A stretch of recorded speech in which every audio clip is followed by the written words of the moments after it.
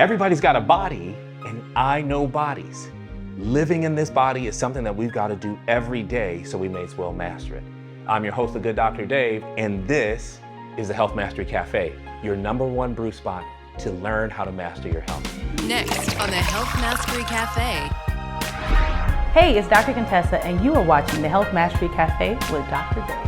And today, I'm really excited because we're serving up a rich blend of celebrity health topics. And not just for the glitz, not for the glamour, but for the relatable human stories that they are. Remember, celebrities are people too, and they have bodies. I want you all to meet our guest host for today. Joining me in the cafe is Holland Reid. Now, you got to know that she's multi-skilled, she's multi-talented.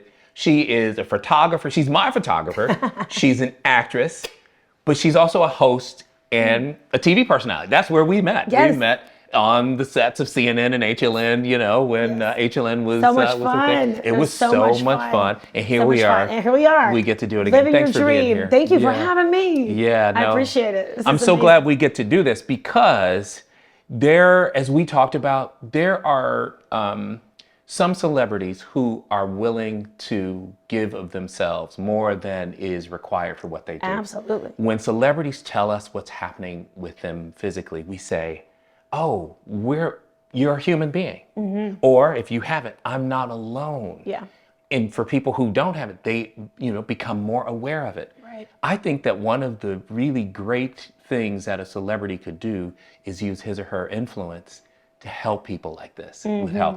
But there are some stories that we don't get the answers to. Right. I wanted to highlight a couple of those and really just sort of dig in a little bit and bring it back to people's attention so we can get some awareness, but also learn about it. Absolutely. One of those people, and I think one of the ones that's on people's minds now is Bronny James. The son, 19 years old. The son of the king. Son of LeBron The son and of Savannah the king James. we're talking about. Yeah. Yeah. And last year, he apparently had cardiac arrest on the court. Tell us what happened there. So last August, during a practice at USC in Los Angeles, where he's a basketball player, well accomplished, doing amazing things, he collapses out of nowhere on the court. Cardiac arrest. The trainers had to come in. They had to, if I'm not mistaken, resuscitate him, defibrillator, rush him to the hospital. Thank God he's in the best of care. He does have that, I wouldn't say luxury, but the opportunity to be in the best hands in Los Angeles. But they said cardiac arrest at 21 years old. Is he 20 years old? No, he's 19. I'm sorry, 19. I'm sorry, 19 years old. Is red flag central. We know kids and students across the country have unfortunately dropped to the end of their life on field all the time for different reasons. Yeah. But when they said cardiac arrest, my ears start ringing as a mother first and foremost. My son, he's 22 now, but when he played sports, he was diagnosed with a heart murmur very early on. Yeah. And they said, keep an eye out for that. If he's out of breath, if all these little signals that, hey, this might not be the thing he needs to be doing, dial back. Right. And eventually he's a game design major, so I'm very excited about that. He's talented. And he's really good. And he's alive, and we're good. The fruit doesn't fall far from the tree. He's a creative. There you go. But in that lifespan of when he was playing sports, my eyes, I had a different view. So, of course, Savannah and LeBron were at his side immediately. Yeah. And I think any parent, it's the scariest phone call you'll probably ever get. Well, but then the publicists came out and they said that they figured out what it was, figured out what the condition was, that he's being treated for it, and he'll be back playing soon. Now, that's a paraphrase, but that's exactly what they said. And as a cardiologist, I'm thinking to myself, what kind of condition causes cardiac arrest that you can treat to the point of cure and go back to playing basketball? Right. Not that many. Right. And so obviously there is at least one, and it just leaves an open question for us. So much so that I went back and was thinking, did he really have a cardiac arrest? One of the things that gets confused with heart stopping is when you faint. When you faint, your heart rate can slow down so much that if you were to take the pulse, it can be so slow, if there's 4 or 5 seconds in between the pulse, you'll think that the heart has stopped. The thing that doesn't fit with that is that the AED, when you put these automated external defibrillators on. Right. It's designed to read the heart rhythm, and it won't shock a person unless they're appropriate. It won't shock people inappropriately. Right. So at least if he was indeed shocked, Right. that's the thing. We don't know if he was shocked. They said they did CPR. Right. We don't know if he was shocked. If he was indeed shocked, then it was cardiac arrest. If he wasn't, you've got that open question, and then that would make me feel better as a cardiologist but you have a son. Yeah. And just that feeling of the sheer dread, would you be willing to go through that again? That's the question. So, absolutely not. Ever. The prospect that it happens again. The prospect that it would happen Right. again. Yeah. I want to see my son get married, have children, do all the things. I don't care if he's an athlete or not an athlete. Right. So my question always is, okay, and this is just me playing devil's advocate here. This is just the rumor mills. You go on different websites and people say they're not telling us the truth because they're protecting a brand. They're protecting the LeBron James brand. Sure. Put him back on that court at all costs. I'm not saying feed the beast, but we know in all industries there's some type of sacrifice that happens within families that are these huge conglomerate hierarchies, so to speak. Right. And you're not going to let him not play. Right. I'm sorry, his name is slipping my mind. The young man from the Buffalo Bills Damar Hamlin. Thank you. Yeah. I was like, it's right there on the tip of my tongue. Yeah. And I look at that and it's like he was so open, transparent, and honest about what it took to get back into, and that was over a year it took him. Yeah. So for them it seemed like a really bit of a push, like, oh, he's fine. Right. He had a cardiac arrest, but he's back on the court. But that's why it brings me back to It's very strange. That's why it brings me back to, I'm not really sure that he arrested. Again, speculation. Mm-hmm. I'm not really sure that he had cardiac arrest, which would then make me feel just fine about him playing again. He's apparently in the portal, right? Is he, trying to leave? Yeah. So he's playing, he's back. And that does bring that. But I think it's ridiculous to think that LeBron, Savannah, however much money that they have, that they would just kind of put him out there to, ultimately play basketball with him on the court. And there's some takeaways, because I think that no matter what happened, if there is cardiac arrest, the way to survive cardiac arrest is CPR. Yes. The way we do CPR right now is hands-only CPR. In the bottom of this description, I'm going to put a link. How do I do hands-only CPR? Do you know how to save a life? The truth of the matter is, if you know how to do hands-only CPR, you can do it. The answer would be yes. I want you to learn how to do this. Number 2, go get your kids screened. If they're going to play athletics at the collegiate or the professional level, go get them screened. You go get them screened for heart disease. You go get them screened. Have a real detailed heart screen. I have a video on my Instagram. What does that look like? What are the 3 tests that you should have? And then the third thing is, in every field of play, in high school sports, college sports, because it's not just college and professional sports that have cardiac arrest. There was a cheerleader in Texas who just had cardiac arrest last year. You should have an AED. Do a fundraiser. Everybody get the money so that AED goes to every field of play where this is a possibility, and it is a possibility. Absolutely. It becomes less a possibility when we do those 3 things. Yeah. So I wanted to move on because the second one is Wendy Williams. Oh, Dave. Wendy Williams is, we saw that in front of our eyes. We didn't see Bronny. Yeah. We saw Wendy Williams a couple years ago. Yeah. Tell us more about Wendy Williams. Dave, I was watching the show that day, and I remember you were actually watching it live. I was watching it live. Yeah. And I saw her pause, and it was a deer in headlights. It was weird. I was like, what happened to the TV? Because she just was like this, and I was like, it's something. I thought, honestly, I thought something happened in the audience, that she was maybe witnessing, or I wasn't sure. Yeah. And then all of a sudden we see her shake, and then she collapses to the ground. Right. It was a scary moment just watching. I immediately was on Twitter. I'm trying to figure out what just happened to Wendy Williams. It's trending. And we later find out now this was kind of like the coming to the head of a lot of her other issues that she had going on, addiction issues. Yeah. She's been very public about very that. public, extreme weight loss, erratic behavior in business and also in her personal life. Right. And she didn't seem to come together and be gelled well in any way. Like there was nobody looking after her and protecting her. That wasn't the norm for Wendy. Not at all. Right? Not at all. Being in the world that she was in, as salacious as she is. Absolutely. She had it still together. Was not, it was still abnormal to see her in this kind of like interesting, weird, I don't want to say declined state, but then now fast forward, here we are. Now we know. With this new reality show that is out, we're seeing in real time these issues happening. They're playing out with her family. They're playing out with her addiction issues, her asking for alcohol or what have you.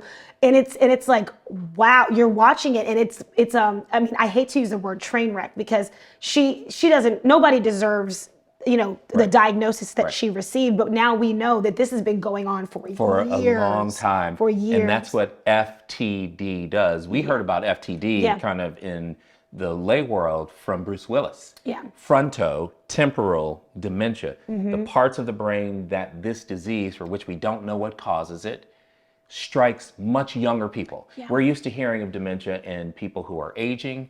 This is a young people's condition. It starts with the faculties of those two parts, right? Not being able to make good judgments, executive function, memory, right? So some of those things, speech is in the temporal lobe. So, word finding difficulties, things like that. And that's what, when we look back, we're like, oh, that's what this was. Yeah. And she probably had a petit mal seizure and then a full seizure in front of us, or just the beginning of the seizure in front of us, as opposed to what I thought at the beginning, which was that she fainted.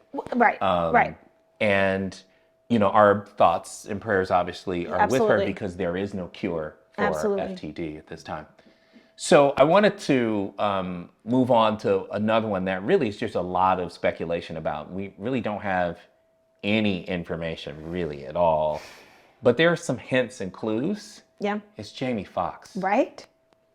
Tell me what we know about Jamie Foxx. Give us that story. So this is one of those kind of whodunit, what actually happened. Yeah. It's like there's pieces of information, like you said, those context clues, but it still is not making sense, right?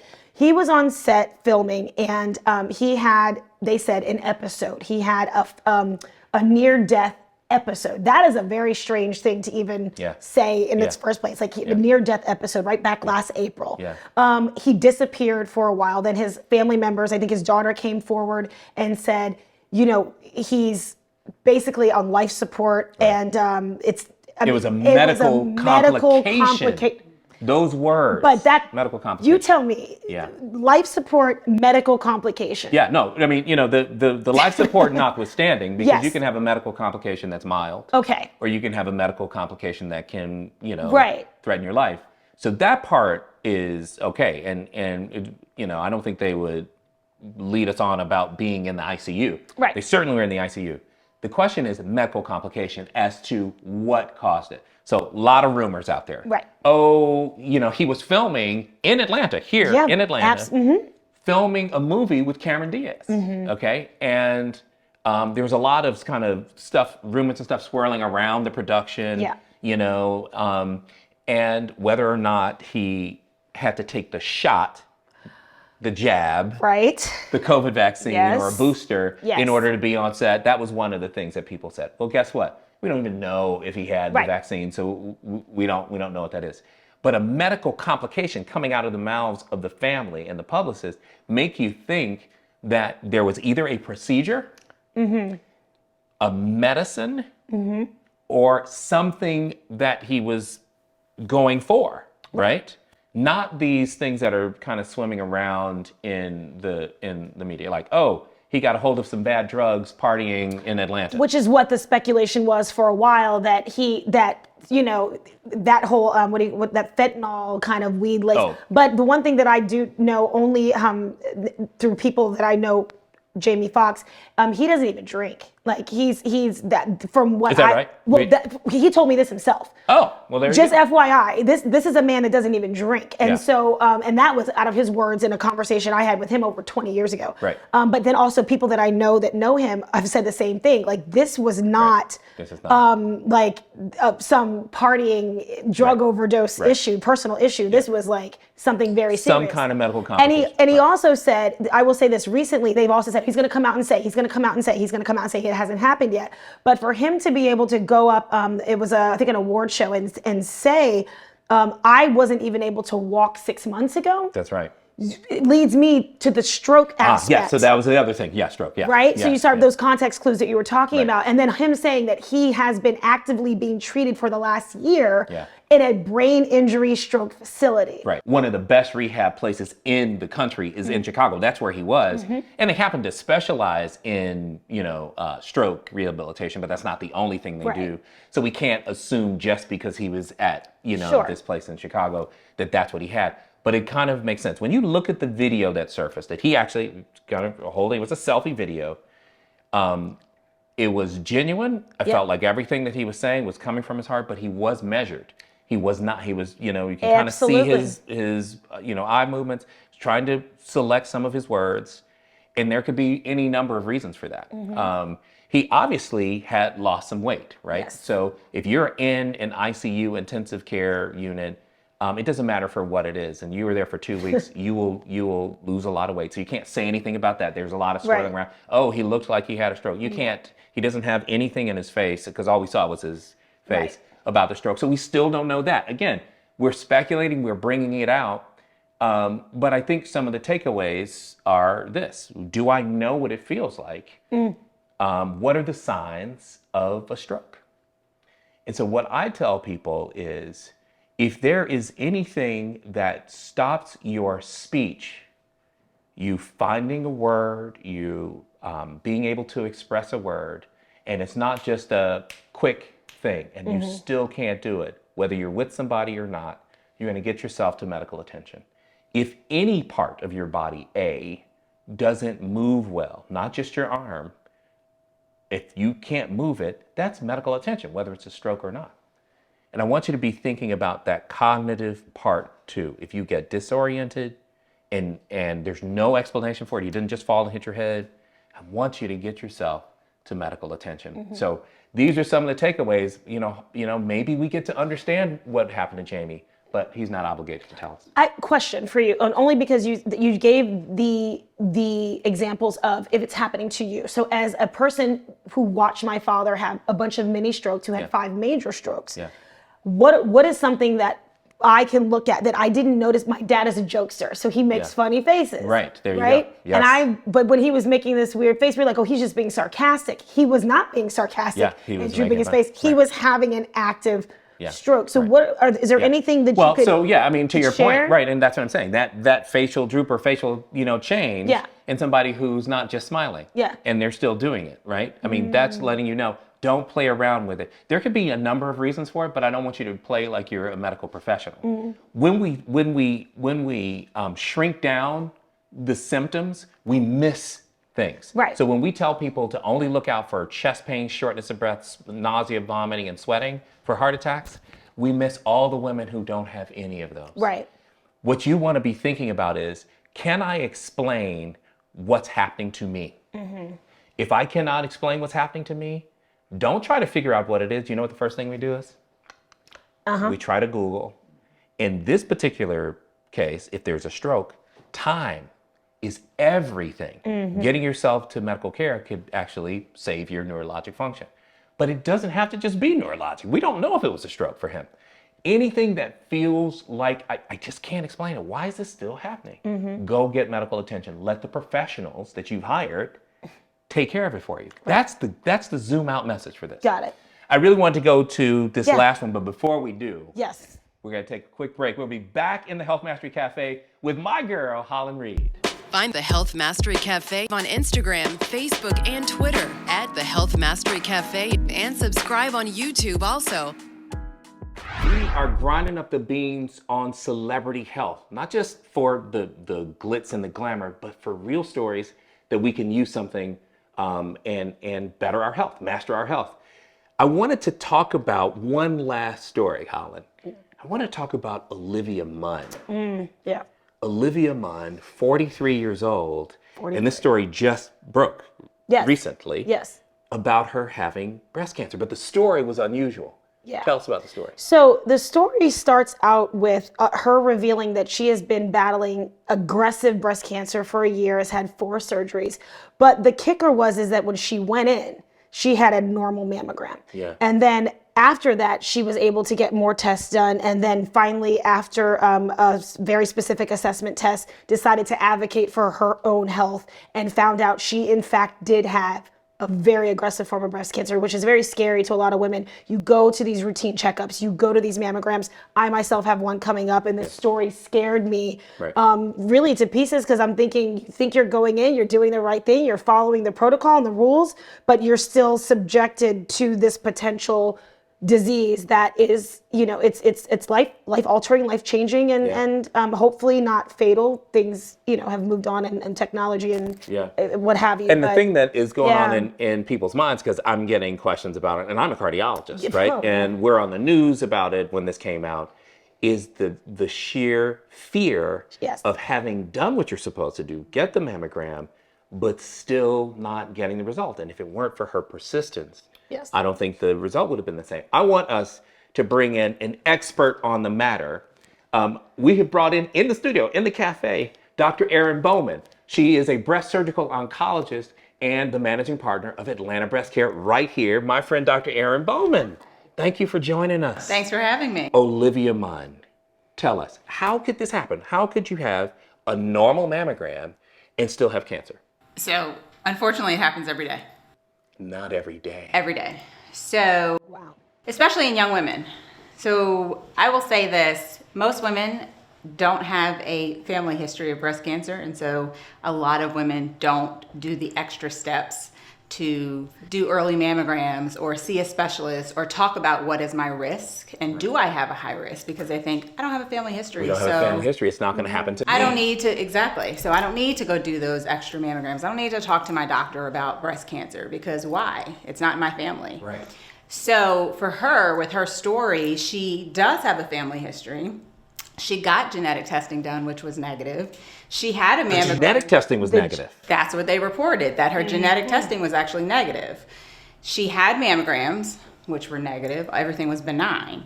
But it was when she had a conversation with her OBGYN who said, well, you had all these things done, and yes, they were all negative. You would think you're in the clear, but we as scientists, as medical professionals, we don't know everything. So let me run what we call a risk calculator and see actually what your percentage is, and see if you qualify for something additional like an MRI for screening. MRIs are really sensitive tests, and they can find things that we don't necessarily see in mammograms, especially in our young women who have dense breast tissue. Sure. So that's what she did. So really important point, that the mammogram is not an end-all be-all. It is not an end-all be-all, but it is still our screening recommendation for screening for breast cancer. So screening. And I think you hit another important point. So the mammogram is still the first step. But advocating for yourself, having physicians that are being circumspective, looking at things a little bit outside the box, also matter. Yes. But when you talk about the sensitivity of an MRI, what she's saying is it just is much less likely that you would miss a small cancer. The density of breast tissue for a young woman, much denser, harder to see on a mammogram than an MRI. That's what you're saying. That is what I'm saying. So how I describe it when I talk to patients about dense tissue on a mammogram, particularly for young patients, is that the mammogram is an x-ray of the breast, right? So the breast, the tissue shows up white on a black background. And when you're looking for something abnormal, which also shows up white, it's like looking for a snowman in a blizzard. I just saw a demonstration of that with a sugar cube. They put it in coffee, and then and then they put it in milk, and they were like, "This is the problem. You can't see it." And that was the best visual representation of what you're saying. So, is mammogram the best test for young women? Yes. So you still catch some. Yes. But you're going to miss some. Yes. Well, so for young women, there should be a discussion with your provider, healthcare team, because you could be at high risk or need additional testing. So maybe a 3D mammogram, maybe an ultrasound in addition to your mammogram, but also maybe an MRI. But for MRI qualification, you have to have that calculation done because it's over 20% is considered high risk. So she was over 20% as a rule to have had an MRI. Right. And that's how she found it. Correct. She then had a double mastectomy. Yes. Was the cancer on one side?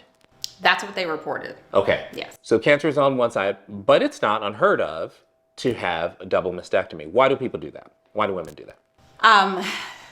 Some women do it. Well, a lot of women do it because they don't want to have to deal with it again. And not saying that that is a true statement, but the mental and emotional impact that one diagnosis has going forward and having to go back and get your mammogram again and having to go back and get MRIs again and even just a breast exam could be, just going back through that, like right? PTSD. It's a PTSD. Well, Angelina Jolie, when she did it, she said it was peace of mind. Yes. And that was literally at the end of the day, her biggest goal. She said, I need to have peace of mind to be a mother to my children. Yeah. And I think that was bigger than the losing of this part of you. Yeah, the right? physical part. Yeah. Absolutely. Yeah. Absolutely. The part that I know for sure is not known widely is that if you do a double mastectomy, you can still develop cancer.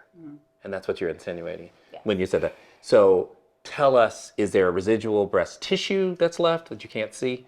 So unfortunately, nobody can say they took away 100% every single cell. Oh, right? wow. So when we do mastectomies, we're taking out that breast tissue.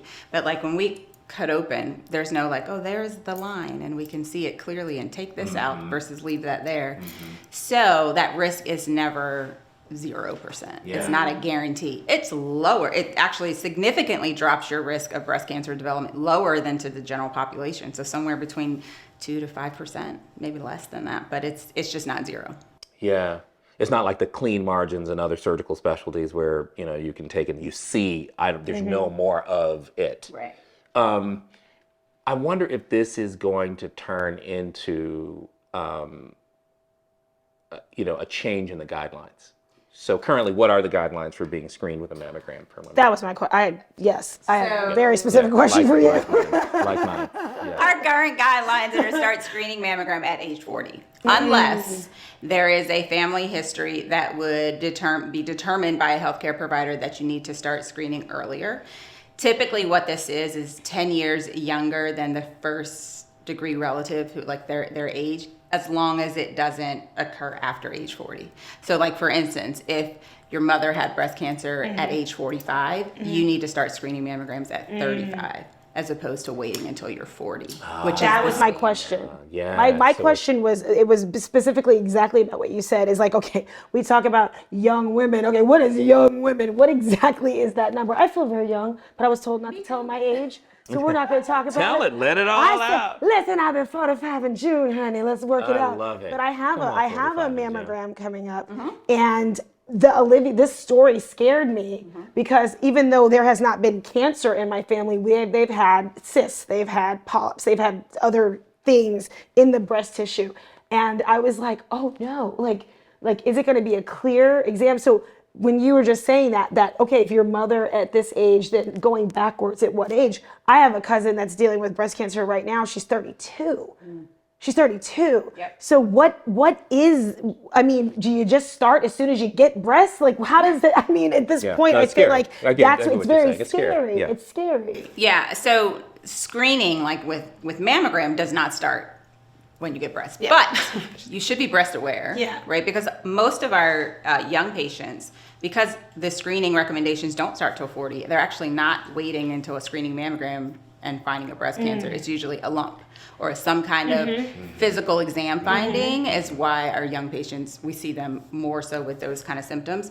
But being breast aware, so doing self breast exams monthly, not every day, but self-breast exams monthly, not to find something, but to know what your breast tissue feels like. So that if you know, right, because if you know what your breast tissue feels like, then you'll know when there's a difference. And if you question anything, like always go and get it checked out. That's what I always tell patients. Like, don't ever just assume, no, it's just a cyst, it's fine, it's nothing, I'm too young, I don't have a family history. Right, yeah. Always. And that's still going through. My hope is that, you know, people will listen to this, share this, and become more breast aware. I would love to normalize that in the common parlance. Like really talking about, are you breast aware? You know, let's break past all of the stuff that comes with, are you breast aware, right? Do you know about your own breast? I think that that's one of the great things about her story is that she has that platform and she put it out there, and many other celebrities or people in powerful positions that are able to do that, they put it out there to make everyone else aware. So when that story came out, I got so many messages about, how come I don't know about a risk calculator? Do I need it? What is this? Can you calculate this for me? Yeah, just like that. And I love that because a lot of people would not realize, you know, one of the big misconceptions is like, everyone thinks that a woman should only have whatever her mom's family history is, and it's like, actually no, it's both sides. And so people just they're just not aware of it. So it's our job to educate, and it's our job to make everyone aware, to go to their healthcare team providers and ask questions and get those risk calculators. And having a conduit or a catalyst of a celebrity to help do that in those conversations just kind of pushes that message forward. That's just what you were saying earlier about Jamie. It's like everybody's waiting to hear what actually happened, and then he probably could be helping so many other, you know, younger Black men with whatever the case is, because we think stroke old, we think, you know, but it's like, no, I mean, you could be in your 40s, you could be in your 50s, like, so that, you know, to that point of, like, why you're doing what you do, like what happened, what's going on, because those people are so influential. Yeah. No, and you know, that's why we're having this conversation. Being breast aware, having these conversations with a medical professional who understands the ins and outs, because I'm sitting here like mind blown emoji, boom. Literally, I'm fully a cardiologist and had never heard of some of those things that you just said. And I'm so glad you were able to share that with us, Dr. Erin Bowman. Thank you so much for being here. Thank you. Yeah, no, absolutely. You guys know what I always say when we end.